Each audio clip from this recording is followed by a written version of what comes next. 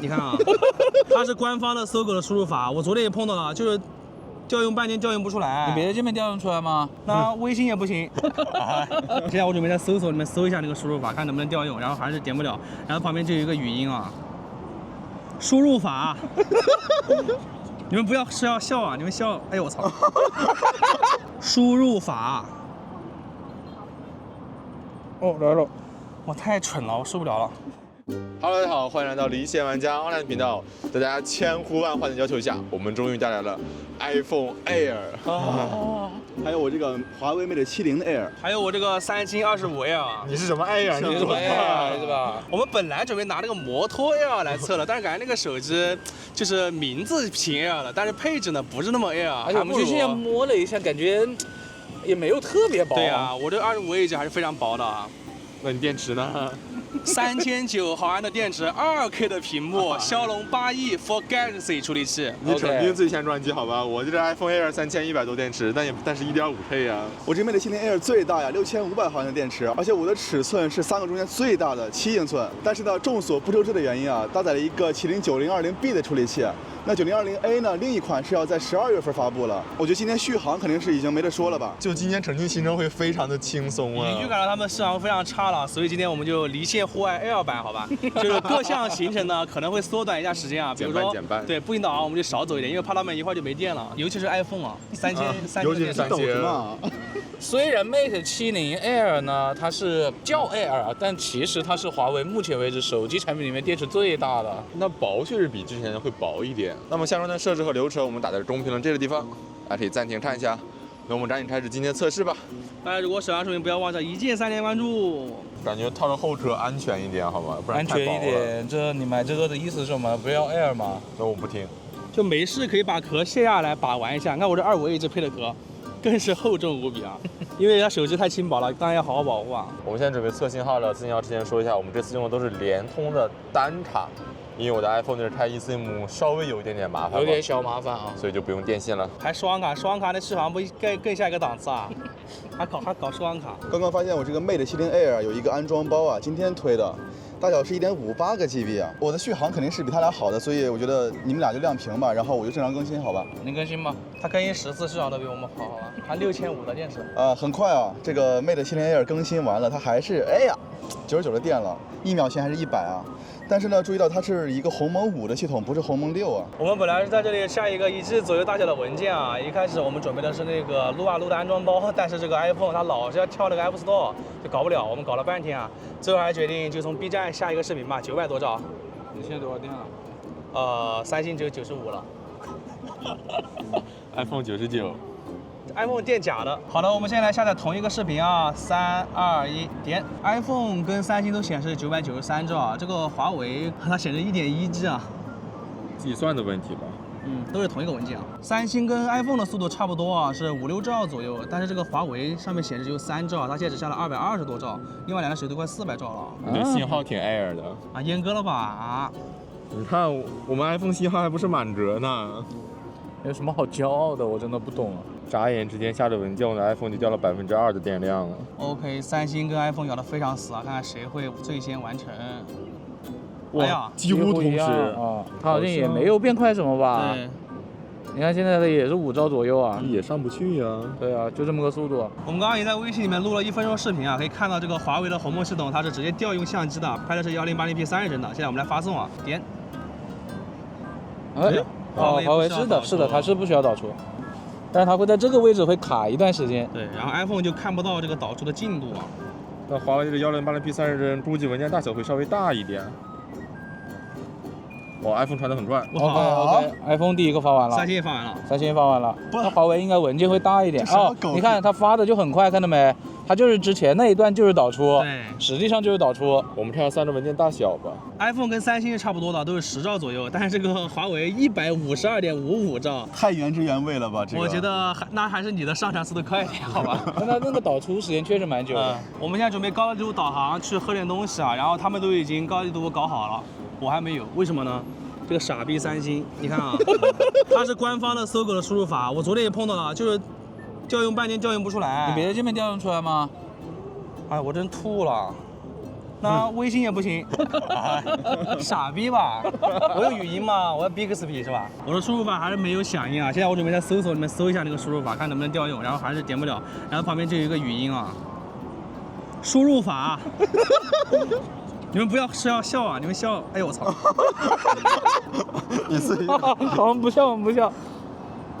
完了，识别了好多。输入法，哦，来了，我太蠢了，我受不了了。好了吗？你设置好了吗？它不只有一个3音键盘跟输入法吗？为什么会调用不了呢？太蠢了。就是因为只有一个，所以调用不了。好了好了，终于好了。好了吗？好了，这个三星终于设置好导航了，我们开始吧。察言悦色，不行，现在这是起始位置，只有 iPhone 准的，就在我们的这路上面。确实，其他2台都是在马路上的呀。屏幕亮度呢？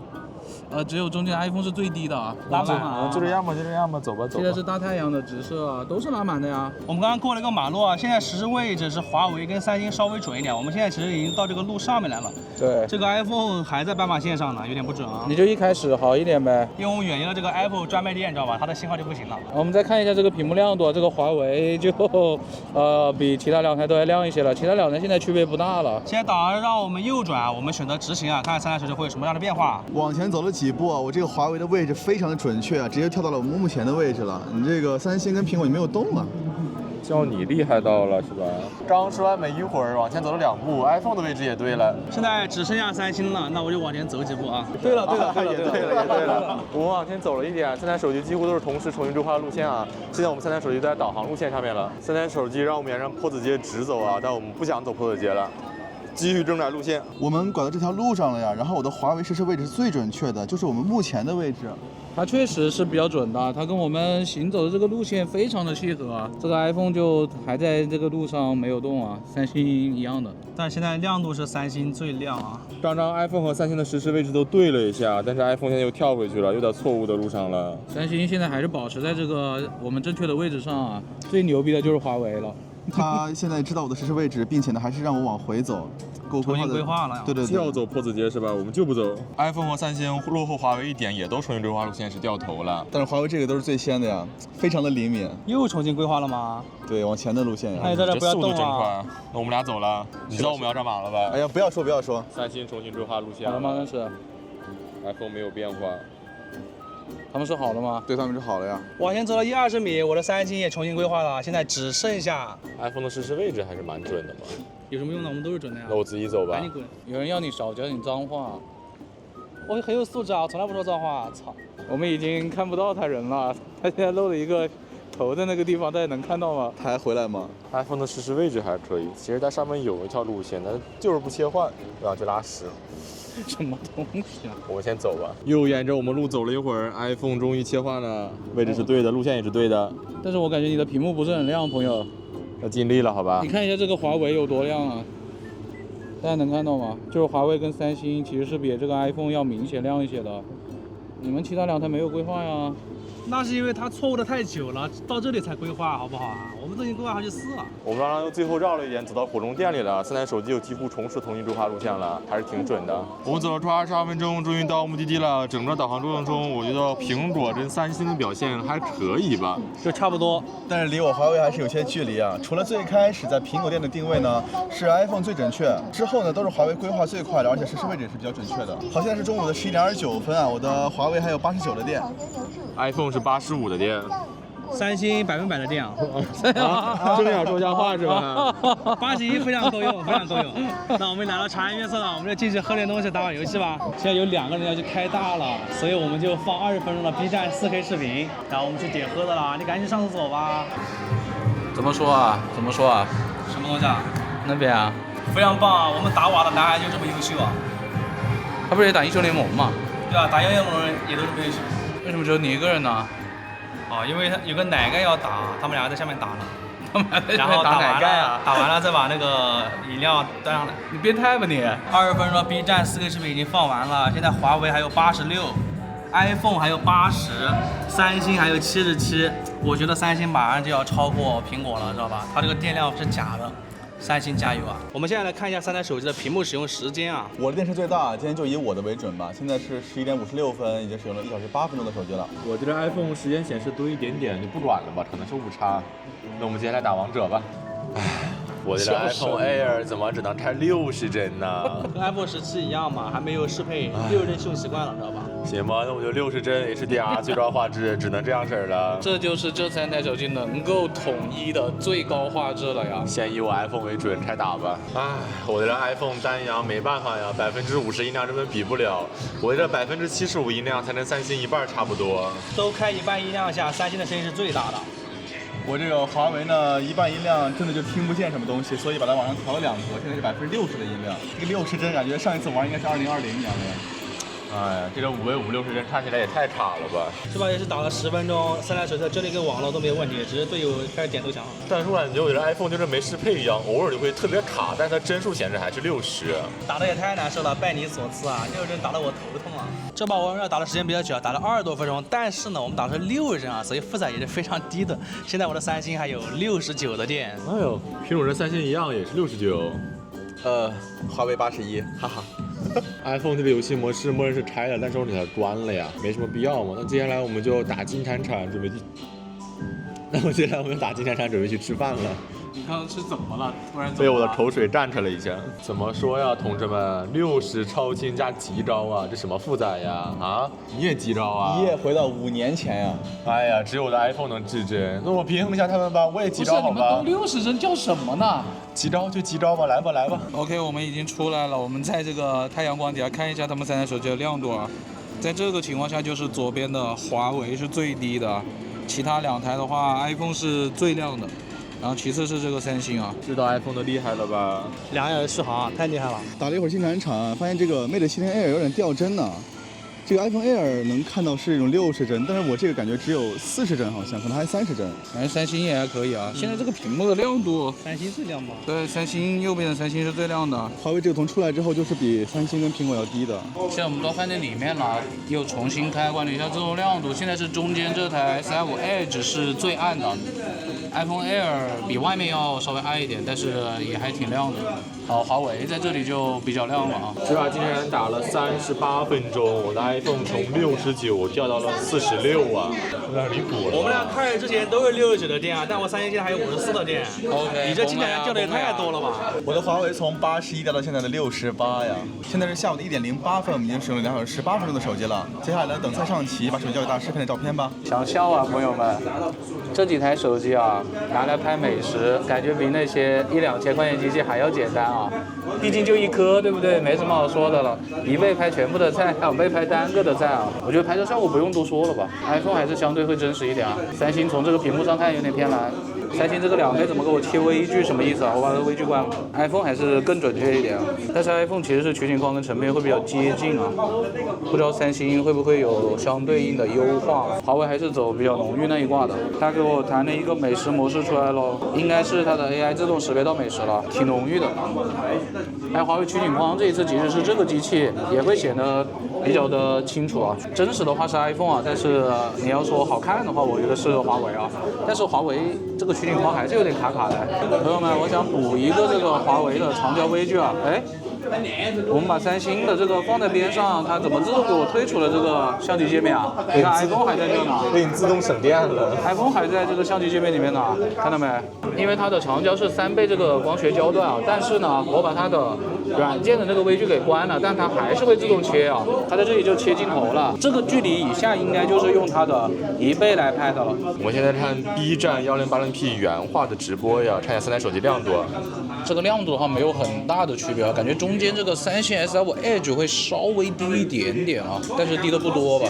没事吧？那我们放旁边吧。因为我的 iPhone 电幕多了，这次只看了20分钟 B 站直播呀。现在 iPhone 还有35的电。什么东西35啊？三星还有45啊？华为还有63。太垃圾了！我看错了呢。那行吧，我们追他微信视频通话吧。我们现在打微信视频通话，现在前置，我们发现 iPhone 有一点 bug 啊。这个为什么有一个人的这里就黑的呢？其他是没问题的呀。它一开始 iPhone 下面是显示我们2个人的微信头像，然后呢，它开关了一下，然后现在显示一个人画面，另一个是黑的。很奇怪啊。然后我来讲一下现在这几个手机的效果吧。这个华为其实是最真实的，但是它的这个取景范围非常的窄啊。iPhone 这边就感觉美颜有点明显了，就显得比较好看吧。啊，三星这边就有点劣化了啊，而且挺暗的。对，很暗，这个感觉整个画面这个对比度有点太高了。那 iPhone 还是会比较流畅一点了，其他两台就不太行了。这个后置呢，也是这个华为的是最近的呀，为什么这么近啊？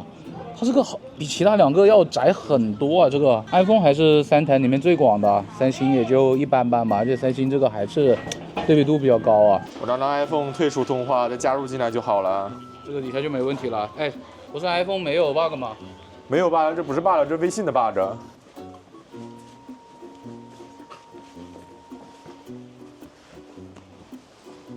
我们已经打完10分钟微信视频通话了，现在把手机交给大师来拍点照片跟视频吧。我们现在准备录像了，我们先来看一下他们在录像前的这个电量啊。三星是39，iPhone 是29，华为是57啊。我们现在再看一下这个屏幕亮度啊，是中间的 iPhone 显得会比较亮一点啊。我们现在来录4K 60帧视频，但是有一个点跟大家说一下啊，这个华为它是有超广角，但是它不能够切超广角，看到吗？4K 60帧是不能切超广角的，没有这个选项的。三星是有的啊，iPhone 就一颗镜头了。我现在开始录4K 60帧视频了，其他都是他们默认的，把 HDR 关掉了。我们先来看一下华为能不能切到长焦啊，来，哎，切了，它是在4倍这个焦段的时候切的啊，它最高是10倍啊，就这么个效果，感觉挺糊的呀。好，回到1倍，那我们试一下三星能不能变焦啊？现在是超广角。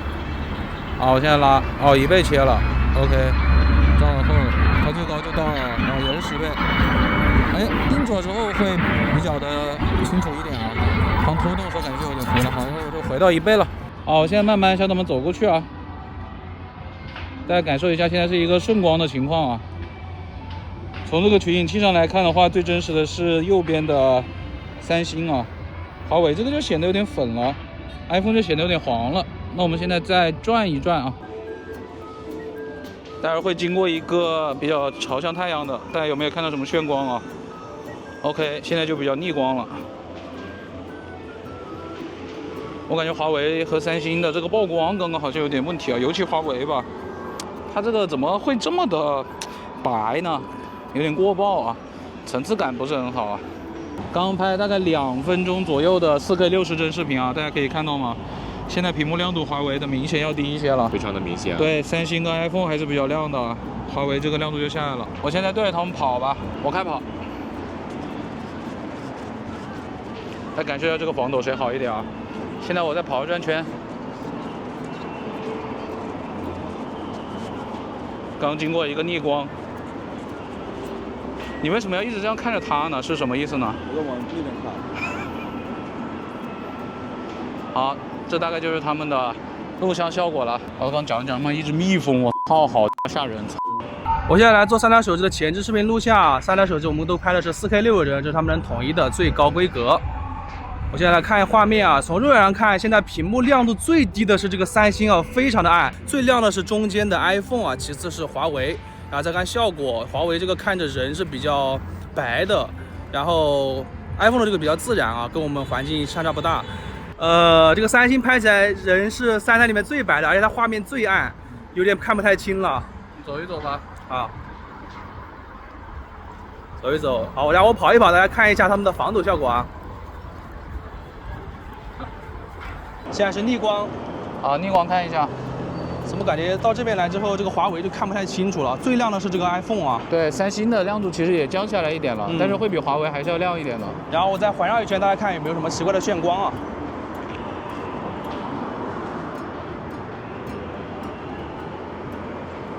好吧，大概就是这么个情况了。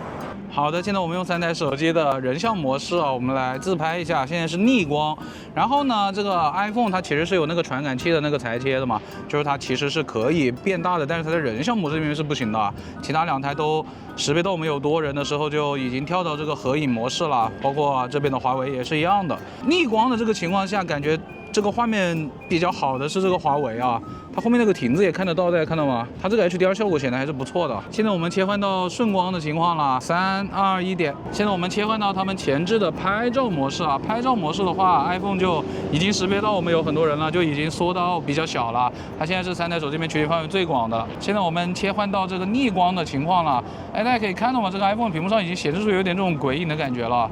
不是我没擦干净啊，是真的有啊。但是 iPhone 这个屏幕真的好亮啊！我的天呐。然后它现在只有22%电了。抓紧时间啊！我们现在来拍后置的人像模式，还是拍他们两个。三星跟 iPhone 全都是1倍和2倍啊，华为呢是1、2、3，那我们华为就有1倍和3倍的，3倍毕竟是它的光学焦段嘛。现在我先拍一组顺光的，华为取景器有点卡，而且衣服的颜色感觉不太自然。iPhone 就超亮，三星现在屏幕也暗下去了，所以就有点看不清它那个颜色，但是看上去感觉是有点泛白的，可能成片会好一点。取景框体验最好的就是 iPhone 了，又流畅又亮啊！哎，其实三星它也有一个3倍，哎，算了，我有2倍啊，因为它毕竟没有长焦镜头嘛。三星这个人像的取景框里面就显得他们两个真的好过爆啊，好白啊。那华为的显得还是相对来说比较自然的，但是人像模式大家就觉得哪个好看就选哪个吧。我们在同样的逆光拍一下啊，感觉还是 iPhone 的这个取景器显得会相对来说好一点啊。三星的取景器也变卡了啊。iPhone 到这个2倍的时候，可能是因为这个太阳光的折射吧，取景框上面他们人的衣服就显得有点蓝了啊。华为就显得人肤色非常惨白啊。朋友们，拍照最难比的一次啊，3台手机的摄像头数量都不一样。随便吧 ，iPhone 就赔一张1倍，然后其他2台就是超广角，好吧？稍微一个侧逆光的这种超广角，先拍他们两个。三星在这个取景器上其实就没有根据他们人脸做一个曝光啊，所以感觉他们人脸很暗，但是环境就比较自然。华为的就是人脸会亮一点，但是整个环境也会过曝一点。今天我就不说我选哪个了。我选摄像头最多的，三星好像是2亿啊，还是先拍个2倍吧。接下来我就直接拉5倍了，那很明显就是 iPhone 不太行了呀，华为的取景器是最清楚的，毕竟有硬件嘛。接下来再拍一下这个杜甫江阁啊，有点逆光，侧逆光。iPhone 没有超广角，那就赔一张。华为我就不拍2倍了，直接用它的3倍了，其他2台还是用2倍。硬件上限就在这了，感觉华为跟 iPhone 的这个 HDR 效果会比三星的好啊，至少在这个取景器里面是这样子的。接下来三星是4倍，那我其他2个也拍4倍吧。照顾一下它，虽然都是4倍，但其实取景范围是有一定的差别的。哇 ，iPhone 的屏幕是真的亮啊！大家可以看到吗？现在三星的屏幕超级暗啊，我根本看不清。是的，有点看不太清楚了。我跟大家说一下现在天气啊，大家别看太阳这么大，但是只有17度而已啊。真的，我们都穿的比较厚啊。最后拉一个10倍吧，三星最多也就10倍了 ，iPhone 最高也是10倍啊。那 iPhone 确实就是最糊的了啊。华为这个10倍还是高度可用的，取景器又清楚一截。那接下来再拍一下这边的绿叶，然后阳光照着的什么这种地方啊。不拍超广角了，毕竟有一台手机没有超广角。取景框体验 iPhone 是真的好啊，差距太大了。主要它真的好亮，还流畅。对，它超爽。哎。三星为什么自己拍了一张照片啊？它识别到什么手势了？那我给它删了。华为就用5倍吧。长焦这个东西真没办法，朋友们，只能看硬件，硬件强就是强。这3台手机的拍照我们就测到这了，给大家看一下它们的电量啊。三星啊，刚刚最后取景器非常的暗啊，它现在26%。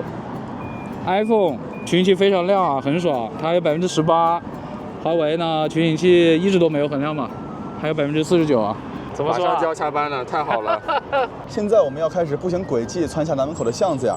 但我这个华为呢，无论是高德还是百度啊，是没有办法用这个步行轨迹的，它是当前版本不支持该功能。那我们接下来呢，我们就使用2步路户外助手，好吧？穿下南门口的巷子。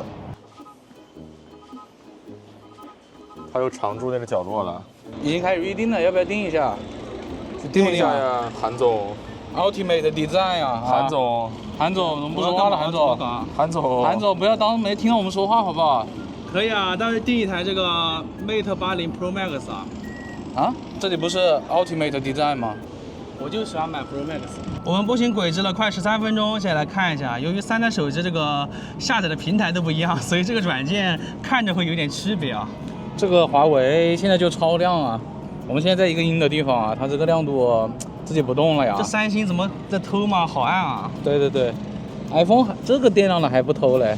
真可以啊！起点3台手机感觉没有很大的区别啊。后面这一节的话呢，这个中间的 iPhone 就感觉有点奇怪了，它是个波浪形的，都是沿着道路下侧走的。对，其他2台呢就 OK 的，是在路上的啊。这一节呢，3台手机表现就比较接近了，都是前半段会在路上一点，后面进入到那个比较狭窄的地方啊，它就都会有点偏出去了，大家可以看到吧？而且偏的那个趋势都是一样的。两栋楼之间呢，我觉得华为稍好一点，它会比较在这个中间一点啊。对 iPhone 就完全已经放在不在了楼。上了。三星后面凸的有点多了。对，稍微会往这个前面那栋楼走一点啊，我们是贴着下面这栋楼走的。接下来这一段路呢，那个三星就拉完了，它直接是一条斜线的抛物线下来的。对啊，就这个肯定是不对的，中间那一些歪歪扭扭都没有了。这个 iPhone 呢，稍微有一点点吧，但也不是很好。然后华为这边是明显有看到一个折的啊，这个华为还是比较好的。学校门口的话，还是华为会比较好一点，它会比较在路上一点啊。其他两台就都有点偏了。 iPhone 这个有点折了都。接下来这一段呢，华为还是最好的，它线条是相对平稳的，虽然最后有点偏吧。对。但是 iPhone 这个是在干嘛呢？请问一下。我们是经过了每一家，它这个 iPhone 是直接穿过去了。而且它最后这个地方突然就下来再上去了，大家看到了吗？对，我们是直接左转的呀。你这个怎么说呢你？脑袋尖尖了，就跟你一样呗，你今天脑袋也是尖尖的。我还以为它这一段是回头路呢，没想到是前面的。啊，然后这个三星呢也还行，但是后面这一节是没有华为好的。回头路之前的这一段呢是 iPhone 比较好一点啊。iPhone 是比较在路上的，华为也还行，最差的这个最差是三星，它已经出去了，对，它偏上了。我们今天这个回头路应该是没有交错的，对，没有交错。三星就很差。首先这个三星它这里有交错，一定是不对的，而且它位置也不太对啊。iPhone 呢其实会比较准一点，因为今天虽然没有交错，但是实际上离的是比较近的，对，但是它还是交错了一点，所以也没有到特别好吧。这个华为呢是没有交错的啊，就显得会比较好一点了。但其实它这个折返的路中间是隔得相对来说开了一点的。从回头路出来之后呢，我们华为跟 iPhone 啊都是前半段不行，但是到那个后面比较开阔的地方就稍微好一点了。但是 iPhone 在出这里的时候会有一个小尖尖啊，很奇怪，华为这边就没有啊。最差这个三星呢，它又是靠上了，这个线比较正确，但是位置错了，位置是偏了的啊。最后再看一下终点吧。由于之前那一段路的原因啊，这个 iPhone 呢就显得不太对了啊。华为这边就会显得比较接近我们真实的路线一点。三星其实也行啊，但是它现在显示我的实时位置是靠下的。对。所以它这个终点的位置是不对的。对，华为的也不对。对，华为是位置在路上，但我们其实是在路边的。对，然后 iPhone 呢，只是水平横溢了一点啊，但是也是歪了啊。总的来说，我觉得应该是三星最差吧，它偏的最多啊。最好 iPhone 也不怎么样，就是感觉华为还是好一些。华为是比较好的，就是 iPhone 是略强于三星吧。现在 iPhone 只有13的电了，华为还有44的电。啊，三星也只有19了。哎，但实际上我觉得华为不应该只领先 iPhone 这么多吧，它电池大了1倍多呢。对啊，6500的电池，我觉得怎么也得领先其他两台40的电吧。现在是下午的3点了，然后我们今天使用了3小时44分钟的手机，3小时44，感觉你们两个就接近尾声了。确实是户外 Air 啊。那接下来我们打车吃完后湖去喝点东西吧，然后我们会使用高德地图，途中会经过隧道，我们就是关注他们在隧道里的表现。上车了呀，三台手机全都有车道及导航啊。现在三台手机的车道呢是这个右边的三星是对的，因为它其实这边是摆了个路障的，这边在修路啊，占了一条道，对吗？对，我们不是在这个双黄线的右边啊，应该是隔了一条车道的，亮度倒是差不多吧。好，我们现在来看一个左转。没有很大区别啊，但是屏幕亮度现在就是华为最高了。我们现在在这里有一个过红绿灯啊，现在三台手机是3个不同的车道啊。那么谁是对的呢？我看一眼啊，应该是最左边的华为是对的，我们是在这个右转的旁边一条道啊，这个就很奇怪了，大家看一下，这边是右转。哎，三星怎么自己猛冲了一下？他们那个什么智能省电模式我们都给它关了啊。iPhone 的设置里面有着自适应电量，但默认是开的，我们就没关了。感觉今天给它关了的话会非常非常惨了。虽然说现在好像也没好到哪儿去啊，就10%了。又在等红绿灯呢，中间这个 iPhone 的车道错的有点太离谱了呀。怎么可以往右边去了2个车道呢？现在停的位置最准的应该就是这个三星了，其他2个都出去了呀。我们前面其实是还有一辆车的。好，我们现在进隧道了，都开始隧道定位了。为什么 iPhone 这个好细节呀？好细节，这旁边都有墙壁。哇，它为什么是这样子的呀？好帅啊！哎，这个三星车道怎么错了？对，三星在右边啊，我们实际上是在左边的。iPhone 这个确实帅一点。iPhone 这个感觉好牛逼啊！可能是提前这 iOS 适配了吧。我们到这个里面来之后呢，这个华为的亮度就显得稍微亮一点了。，iPhone 跟三星还是 OK 的，进度已经有很大的差别了，朋友们。这个 iPhone 延迟了很多。华为的车速怎么是个位数啊？那还跑那么快？好的，我们现在即将要进入到这个弧线了，跟我们实际情况最接近的应该是右边的三星啊。我们现在已经在这个弧线上行驶了，华为也还可以 ，iPhone 就很明显的滞后了，还没有到这个弧线上呢。帅归帅，但是要有用，好吧？大有什么用呢？马上就要进入到岔路口了，岔路口就在我们前方。大概还有个20-30米。OK， 我们进岔路口了。好，我们进岔路口了。哦，最接近的是三星，还可以。对，华为跟 iPhone 全都滞后了，都记了。然后 iPhone 是最夸张的，它连那段弧线没走完的。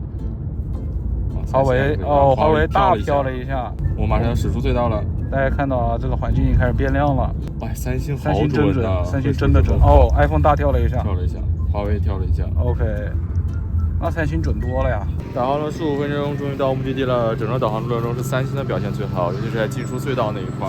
iPhone 呢差太多了，而且 iPhone 的车道也不是很准啊。华为就表现中规中矩吧。现在华为还有41的电 ，iPhone 只有8了，三星是14。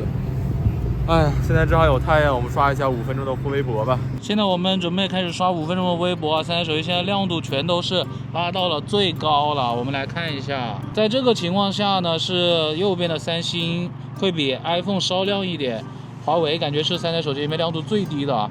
其实 iPhone 跟华为差不太多，它们只是色温有点区别啊。华为加载有点问题啊。哎，它怎么就没了？而且它上面状态栏也没了。它这个什么意思啊？它软件状态栏沉浸了吗？可能现在是华为的发布会吧，它沉浸进去了。其他两台手机都是5G 啊。这个华为的加载是明显没有另外2台快的，你看，都白的。重进一下吧。它这个是5G 啊，重进的时候还是会慢一点，还是会慢，大家看到了吗？iPhone 就是这个非常经典的80赫兹啊，感觉最快感觉好像会好一点。这华为全是白的，大家看到吗？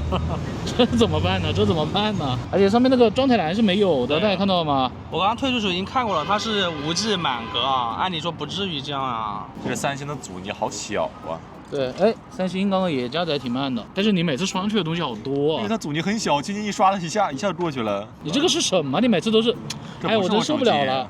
谁手机啊？谁用的三星啊？不知道啊。你看 iPhone 也出现了，大家看到吗？就是加载的都有点问题。对，加载都不是很快。但不会像华为这么夸张啊！我就没看过图片，我说实话，我全是白的，我啥都看不见。大家看到吗？华为只能看文字。三星还是整体表现最好的。现在才刷了不到2分钟啊，现在刷了大概2分半钟啊，这个亮度还是三星的最高啊。iPhone 会比华为要稍微亮一点了，华为是降的比较多的，而且它状态栏一直出不出来，我真无语了。加载也很慢啊，你看我放这里放很久了，什么时候能给我看上图片啊？你就想看图片呗。哦，看到了，我得点进去才行。哦，你看这速度，这个进度条。看到了，朋友们，我现在用我自己的X200 Pro 刷这个同城的微博啊。不卡呀，我用的联通卡加载挺快的呀，这没什么问题啊，我也是联通卡，你看华为还没什么问题了，华为也变快了啊，变快了一点了，都好了，但华为还是会相对来说差一点，加载还是会稍微慢一点的。怎么我一试它就又好了呢？那你太牛逼了呀！好的，现在刷了5分钟了，我们来看一下这种亮度啊，这种亮度就是三星是最亮的，然后中间的 iPhone 是其次啊，华为是最暗的了。华为这边亮度还没有拉满，我们给它拉到最高，其他2台都是最高了。哎 ，iPhone 怎么感觉还起来一点了？现在 iPhone 好像是最亮的了，啊，它又下去了，它就是整体三星比较好啊。现在我们用共享单车扫，现在我们用支付宝扫一下共享单车的2维码，松吧。哦，都好快，都还可以。iPhone 好像是最先进去的啊，但是朋友们 ，iPhone 真的还有那个。就是用完了之后掉电的问题啊！你看它现在2%了呀，刚刚刷完其实4%啊。那三星就有这个10%以下掉电贼快的这个问题啊！扫码之前是7%，现在5%。哎呦，卧龙凤雏。好吧，我们现在在书艺门口扫一个2维码啊，支付宝3、2、1。好，到时也差不多。哎，不对，哎，这个华为进去的会有点慢哦。这个三星后面电实在是太尿崩了，现在它跟 iPhone 一样都是1%了。就我们刚进这个数据超音槽，对啊，然后华为还有36啊。那最后我们就打一下微信视频的话，看看 iPhone 跟三星究竟谁鹿死谁，究竟谁随便吧，赶紧。你也快没电了，你也没电了。打了1分多钟的微信视频的话，哎，还是我三星赢了。最后 iPhone 已经 GG 了，真的就打了它使用1分钟啊，4小时15分钟啊！今天我们还是全程单卡使用的，这个负载也是特别低的。我们其实流程是少了很多的，哎呀，意料之中，强度也低，意料之中，好吧。iPhone 我觉得也很不错的，能跟我们三星咬得这么死啊。我们今天用的真的强度不算高的了，朋友们。单卡呀，拍照其实也没有很久啊，10几分钟吧。那我们就继续等待三星的死亡吧。朋友们，虽然这个 iPhone Air 呢，它的续航确实就比较差吧，但是它确实是这部 Air 里面最 Air 的，真的很薄啊。它的手感真的比三星的 Edge 还要好嘞，华为的感觉就是比一般的机器薄一点。但是朋友们，我发现一点啊，就是它这个镜头的这个台阶的边缘其实还是蛮锐利的嘞，就这里，感觉还蛮割的。因为我上次看到一个新闻，说有个人把这个 iPhone Air 放到自己的口袋里面，然后那个口袋从里面被划破了。太扯了吧这个。是的，真的，你摸，你自己摸。我感觉这个棱角分明，可以用来刮脚泥啊。距离 iPhone 关机已经过去了20多分钟了。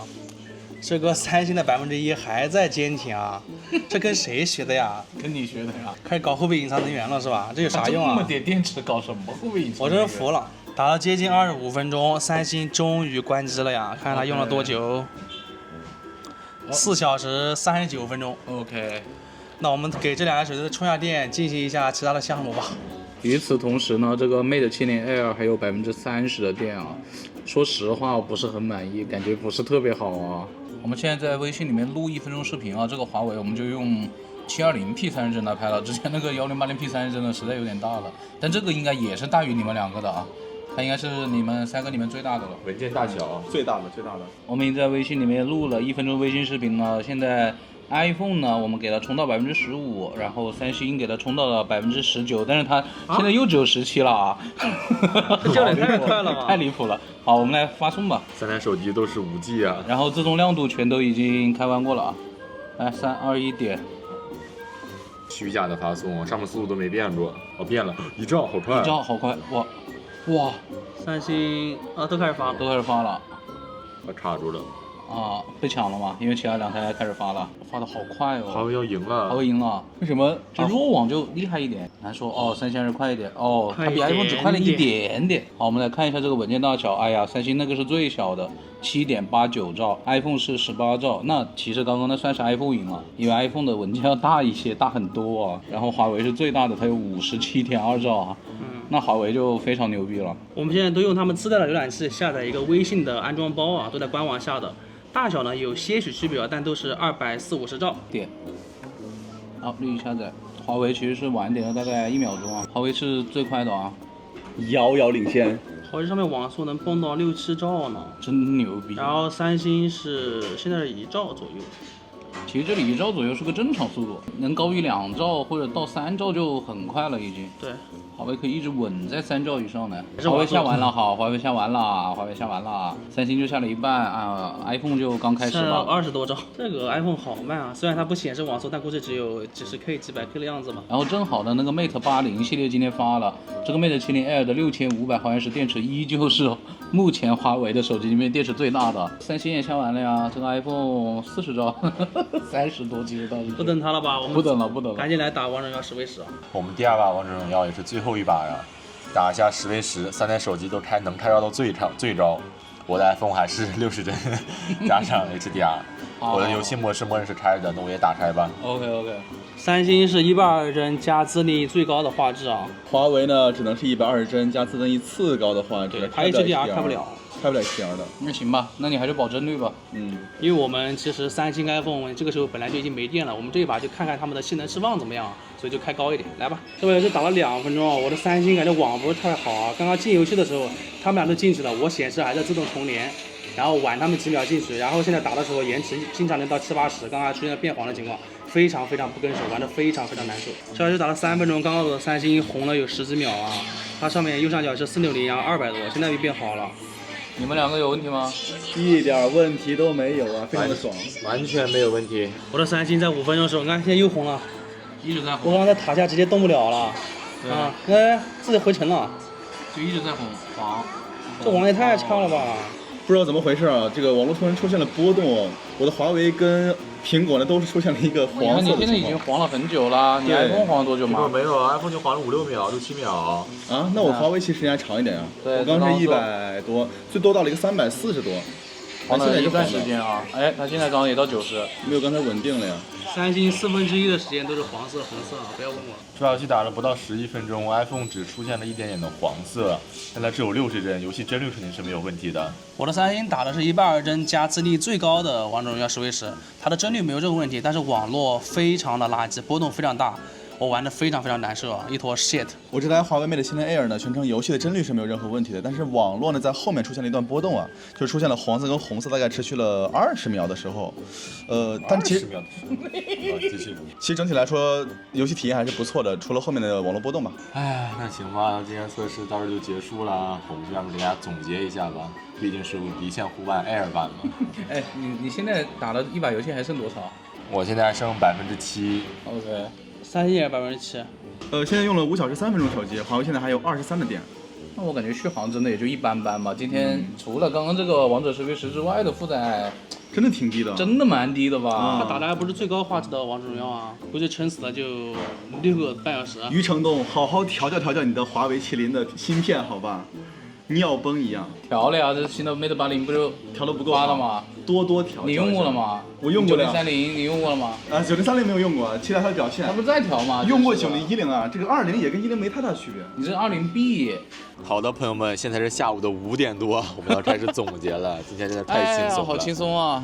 我今天 iPhone Air 呢用了4小时15分钟，三星 S25 Edge 用了4小时39分钟，我的华为呢用了5小时12分钟，但是还剩20%的电。那我们就开始3台手机的总结吧。我觉得其实根本没有什么可说的，我觉得 iPhone 就是亮度表现非常好，尤其是拍照的时候体验非常好。但它也只有拍照的时候亮度比较拔群吧，感觉其他时候那个亮度一般般，好吧？它今天就沼泽地图车载导航表现有点差，尤其是出隧道的时候，根本没有显示岔路口，一下就跳出去了。其他的话就表现中规中矩吧，主要就是手感轻薄，再也没有别的什么法可说的了。手感确实非常好，我觉得它比三星的 S25 Edge 手感还要好。就是三星这个比较方，它握着是比较宽的，它那个边框就是比较直一点嘛。对，而且三星这个屏幕也大一点，那个 iPhone 那个尺寸就非常舒服，握着超级爽啊！就如果你想要一台轻薄的 iPhone， 那你只能选它了，但是代价就是续航跟8000块钱吧7999这太贵了，太贵了，确实，而且还是eSIM有点麻烦哦。而且可以跟大家说一下，今天我们这个负载真的比较低了嘞。首先我们王者只打了2把，然后2把加起来才30多分钟啊。第一把那个王者5v5，那个负载也太低了，60帧的，而且我们经纪人打的也是60帧的，而且我们今天很多项目其实都是走的 Air 版啊，比如我们步行都只走了20多分钟，对，直接时间砍半。包括我们那个厕所为什么没去呢？首先他们续航就只有这样了啊。然后呢，第二就是他们今天都是联通的单卡呀。对，就单卡的话，感觉去那个厕所 iPhone 可能会，大家懂的吧？那接下来就是呢，我这个三星 S25 Edge 了。虽然说它比这个 iPhone 多了24分钟的续航嘛，但其实这24分钟完全多的是那个微信视频通话，是很有水分的。没有想到它1%居然能打那么久啊，纯在浪费我们时间。它的表现我其实也不是特别满意吧。它电池比它大个800毫安时，但因为它是2K 屏幕，所以续航不会比它多多少。这个续航表现也是意料之中吧。但是它整个一天的表现也是没有什么出彩的地方，可能就是那个车载导航啊，它的表现比较好，其他地方就是中规中矩。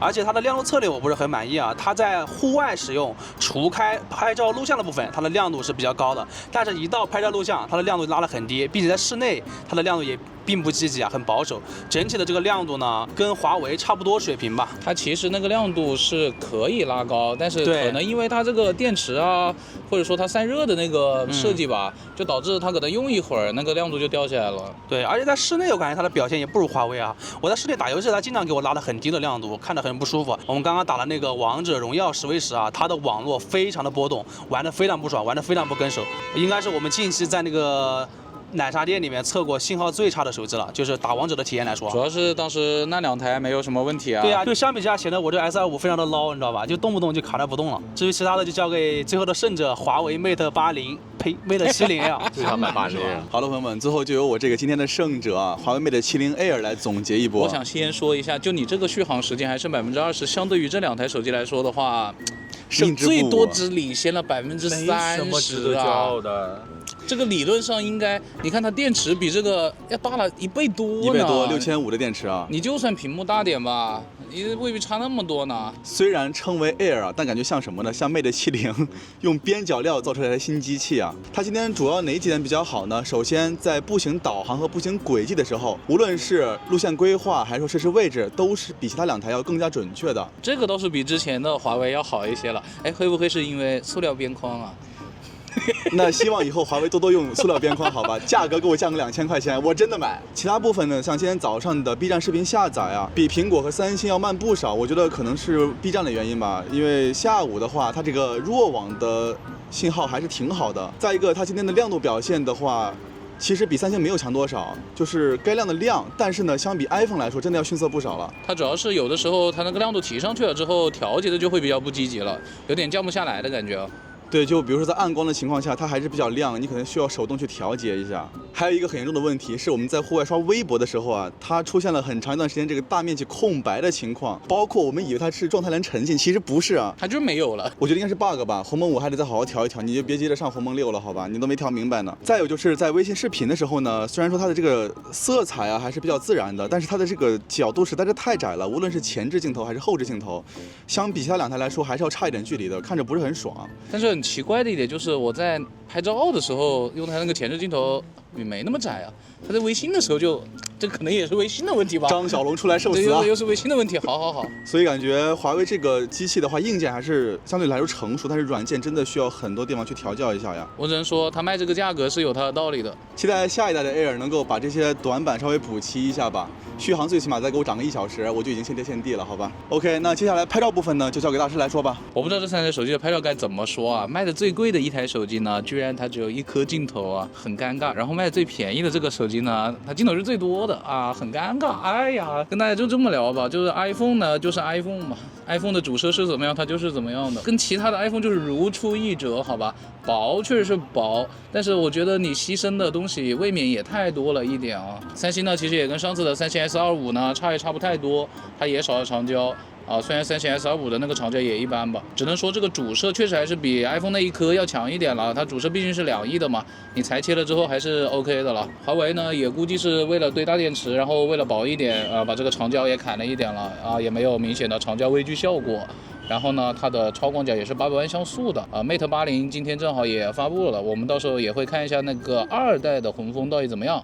我只能说，大家如果想拍照的话呢，暂时就不要买这种比较轻薄的手机了，就老老实实去买各大品牌的，至少是旗舰标准版吧。我觉得他们不仅更便宜一点，而且也有些机器其实做的也不是特别厚了，包括性能啊，包括它的续航啊，都会比这些机器要好一点啊。但是你要说这3台里面牺牲最少的呢，肯定还是华为了。硬件毕竟已经堆到这么高了嘛，电池也是华为系整个最高的。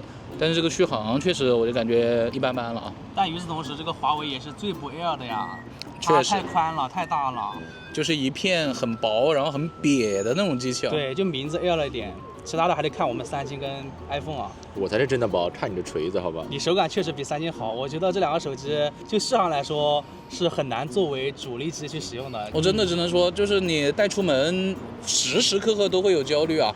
你看我们今天早上在那儿就是看怎么下载的时候，我们也就亮屏了个可能10分钟，它就掉了4%、5%的电了。你说换谁不焦虑啊？我最后还想再说一下，这鸿蒙5这沼泽地图和百度地图多久了，还没有适配步行轨迹记录？哎，真的是折磨死了。任重而道远啊！但有个事情挺有意思的，这3个轻薄手机今天都出现了一点问题啊。像华为它户外阳光下刷微博出现了加载问题 ，iPhone 呢它微音视频通话不显示另外2个人的那个录像。这个三星呢，他喵的网络出现问题，然后呢，它今天那个输入法也调不出来，就是各有各的问题。我感觉是真的为了这个所谓的轻薄、所谓的 Air， 真的牺牲了太多了。本来这2台出的时候，我们其实根本就没有考虑的，但是华为出了一个呢，就感觉也能测，但其实今天测下来，感觉它整个的表现也就一般般吧。按我们的标准流程走的话，其实现在它也差不多应该是没有电了，而且它其他的部分也不能够拉得很高。反正我是觉得这个 Mate 70 Air 看上去去纸面参数很强啊，但实际上表现可能真的跟之前的华为旗舰没有很大的区别啊。好了，那么以上就是本期离线户外 Air 的全部内容了。大家如果喜欢我的视频，不要忘记了一键3连加关注，更多精彩视频请继续关注离线玩家 online。我们下期视频再见，拜拜。拜拜。